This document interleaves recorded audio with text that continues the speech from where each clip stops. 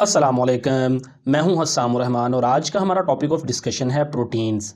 अब प्रोटीन्स बड़ी अहम है स्ट्रक्चर, फंक्शनिंग, मेंटेनेंस और रेगुलेशन में।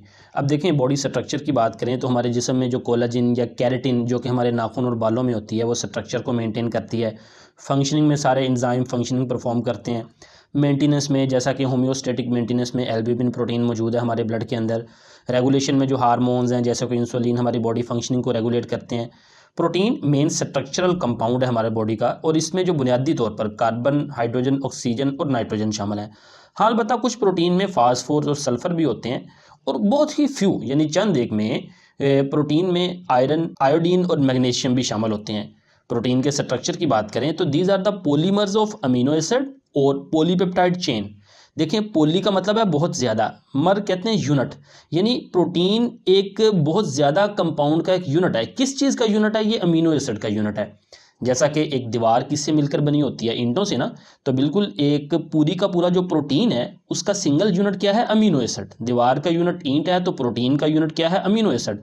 तो अमीनो एसिड के रिपीटिंग यूनिट्स यानी पॉलीमर जो उनसे मिलकर वो प्रोटीन बनाते हैं। हाँ, या अमीनो एसिड या पॉलीपेप्टाइड चेन। देखें, कुछ अमीनो एसिड मिलकर पॉलीपेप्टाइड चेन बनाते हैं और एक यानी छोटी छोटी पॉलीपेप्टाइड चेन मिलकर बड़ी पॉलीपेप्टाइड चेन बना देती हैं, तो एक कॉम्प्लेक्स प्रोटीन बन जाती है। अब वो कह रहा है कुछ प्रोटीन ऐसी भी होती हैं जो सिर्फ सिंगल पॉलीपेप्टाइड चेन पर मुश्तमिल है, यानी एक ही पॉलीपेप्टाइड चेन। देखिए, पॉलीपेप्टाइड चेन कहते हैं कि एक अमीनो एसिड और दो यानी दो अमीनो एसिड आपस में मिले तो इसे हम कहते हैं डाईपेप्टाइड। तीसरा मिल गया तो ट्राईपेप्टाइड। और बहुत सारे अमीनो एसिड जब आपस में इकट्ठे मिलते हैं तो वो पॉलीपेप्टाइड चेन बनती है।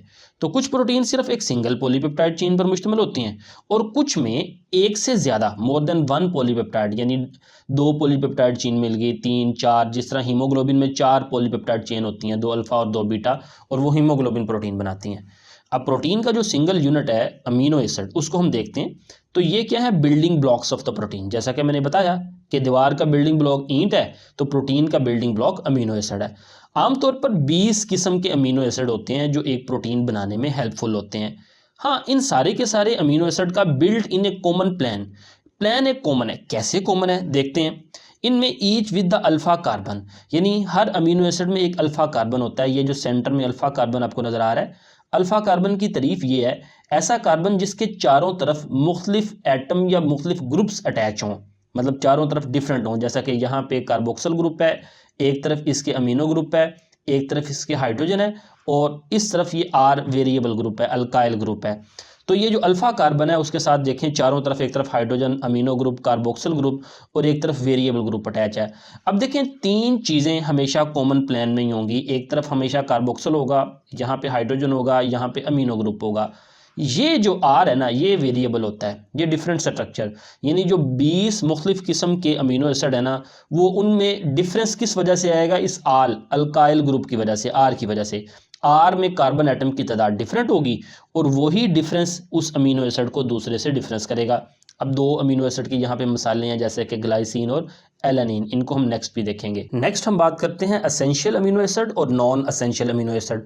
जैसा कि नाम से ही जाहिर है कि ये इनको एसेंशियल इस वजह से कहते हैं कि ये हमें बाहर से लेने पड़ते हैं, बॉडी इनको खुद प्रिपेयर नहीं करती। जबकि नॉन एसेंशियल यानी ये हमें बाहर से लेने नहीं पड़ते, हाँ बाहर से आ जाएं फिर भी ठीक है, वगरना बॉडी खुद भी इनको प्रिपेयर कर लेती है। इनमें डिफरेंस देखते हैं।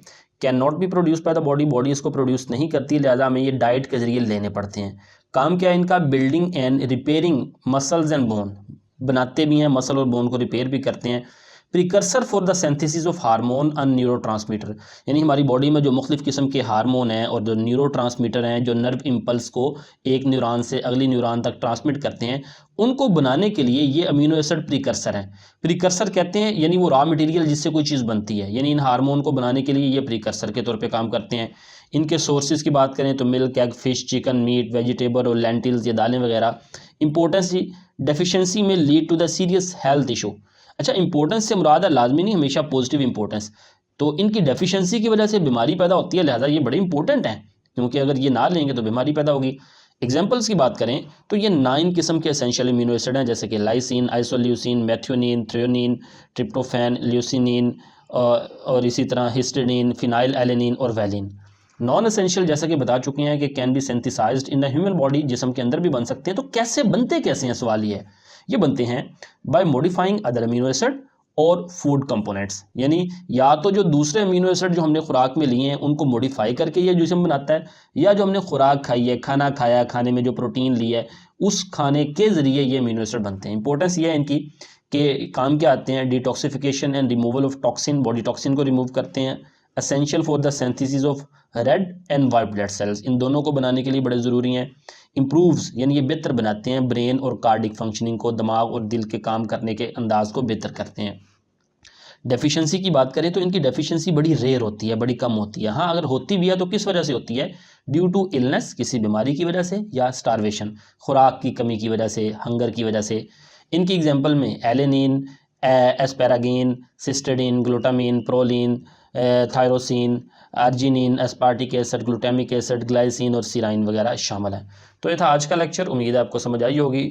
फीडबैक ज़रूर दीजिएगा, दुआओं में याद रखिए। मिलते हैं नेक्स्ट लेक्चर के साथ। अस्सलामु अलैकुम वरहमतुल्लाहि वबरकातुहू।